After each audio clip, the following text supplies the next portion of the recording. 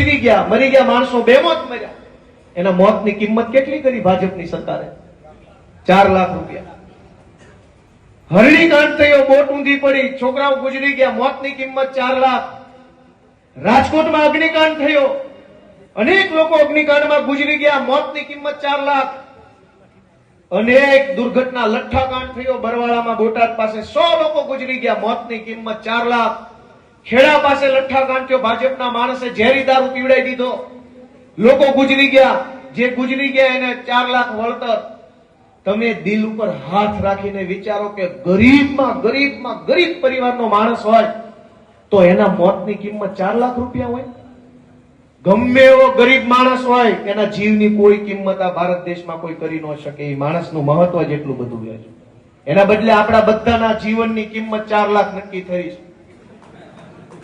જે લઠ્ઠાકાંડમાં ગુજરે, એક્સિડન્ટમાં ગુજરે, અગ્નિકાંડમાં ગુજરે, આ કાંડમાં ગુજરે, તરત કલાકમાં ગાંધીનગરથી જાહેરાત થાય કે તમામ મૃતકોના પરિવારને 4-4 લાખ આપવામાં આવશે.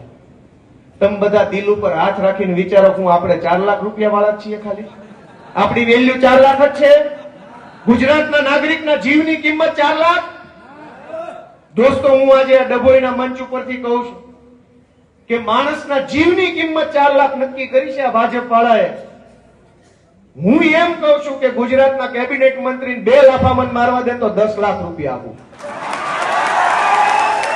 તમે અમારો જીવ જાય તો 4 લાખ આપો છો, હું તમને ખાલી 1 લાફાના 5,000, 5 લાખ આપવા તૈયાર છું. જેનામાં હિંમત હોય ડભોઈના સ્ટેજ ઉપર ઉભો રહે, 2 લાફા ડાબા હાથે મારીશ ને 10 લાખ ઉભા ગણીને લઈ જવાના મારી પાસે. ગુજરાતમાં ભાજપના લોકોએ આપણી કિંમત નક્કી કરી નાખી, 4 લાખ રૂપિયા. દોસ્તો, મને તો એટલી બધી અંદરથી પીડા થાય છે કે તમે હું સમજો છો અમને? અમે અમારા જીવની કિંમત 4 લાખ. અમારા જીવ કરતા તો તમે દોસ્તો, મેં કીધું એમ આવી જાય એક વખત, 2 લાફા ડાબા હાથે મારો અને 10 લાખ રૂપિયા ગણી લેવાના. એક નોટ ઓછી નીકળે તો રાજકારણ મૂકી દેવું છે. સમજે છે હું આ લોકો? આપણને હું સમજે છે? તમે વિચારો કે તમને બધાને હું સમજે છે ભાજપ વાળા?